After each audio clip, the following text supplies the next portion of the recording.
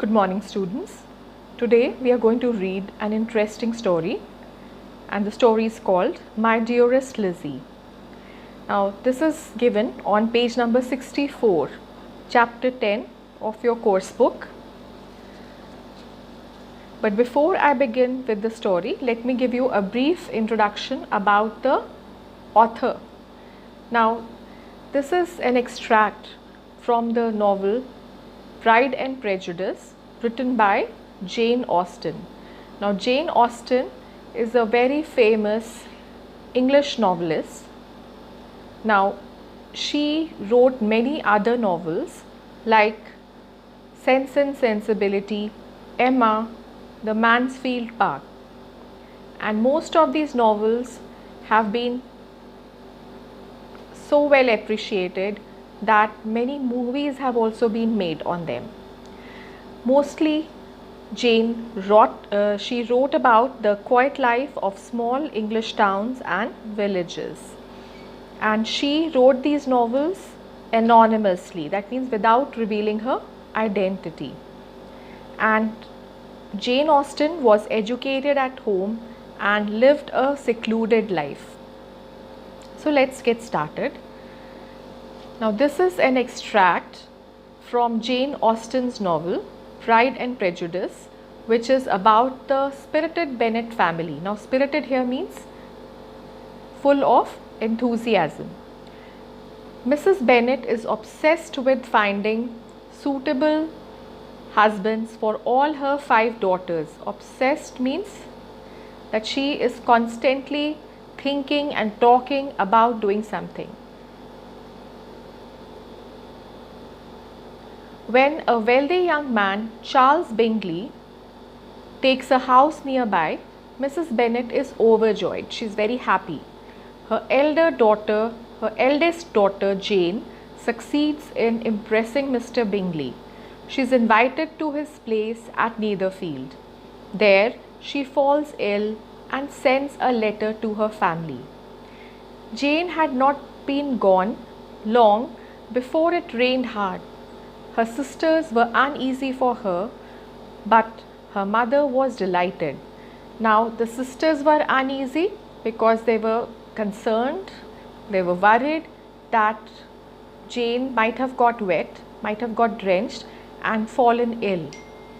Whereas the mother was delighted, she was very happy because she thought that Jane got more time to spend with Charles Bingley, and hence her prospects of marriage with him would improve. The rain continued the whole evening without intermission. Intermission means halt, without a break. Jane certainly could not come back. This was a lucky idea of mine indeed, said Mrs. Bennet more than once, as if the credit of making it rain were all her own. Till the next morning, however, she was not aware of all the felicity of her contrivance. Now, here it means positive result of her arrangement of the situation. Breakfast was scarcely over when a servant from Netherfield brought the following note for Elizabeth. I find myself very unwell this morning, which I suppose is to be imputed to my getting wet through yesterday. Now, imputed to here means caused by. My kind friends will not hear of my returning till I am better. They insist also on my seeing Mr. Jones. Therefore, do not be alarmed if you should hear of his having been to me. And excepting a sore throat and headache, there is not much the matter with me. Yours, etc. So, Jane wrote this letter because she didn't want her family to get worried about her, and she didn't want them to get worried if they would hear of the news that Mr. Jones had visited the family, and Mr. Jones was their family doctor. Well, my dear, said Mr. Bennet when Elizabeth had read the note aloud, if your daughter should have a dangerous fit of illness, if she should die, it would be a comfort to know that it was all in pursuit of Mr. Bingley and under your orders. Oh, I am not afraid of her dying. People do not die of little trifling colds. Trifling here means insignificant. She will be taken good care of. As long as she stays there, it is all very well. I would go and see her if I could have the carriage.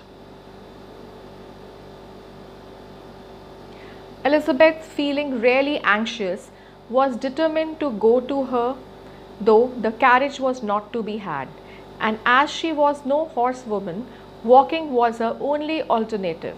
She declared her resolution. Now, alternative here means choice, and she declared her resolution. Resolution means that she had made up her mind. Okay, her determination. How can you be so silly? Cried her mother, as to think of such a thing in all this dirt. You will not be fit to be seen when you get there. So here the mother is not concerned about the health of her eldest daughter, or for that matter the health of Elizabeth, but she is more concerned about Elizabeth's appearance in front of the Bingley family. I shall be very fit to see Jane, which is all I want. Is this a hint to me, Lizzie? Said her father, to send for the horses? No, indeed, I do not wish to avoid the walk. The distance is nothing when one has a motive, only 3 miles. I shall be back by dinner. I admire the activity of your benevolence, observed Mary. Now, activity of benevolence here means act of kindness. But every impulse of feeling should be guided by reason, and in my opinion, exertion should always be in proportion to what is required. So that means that the amount of trouble taken should be equal to the desired result.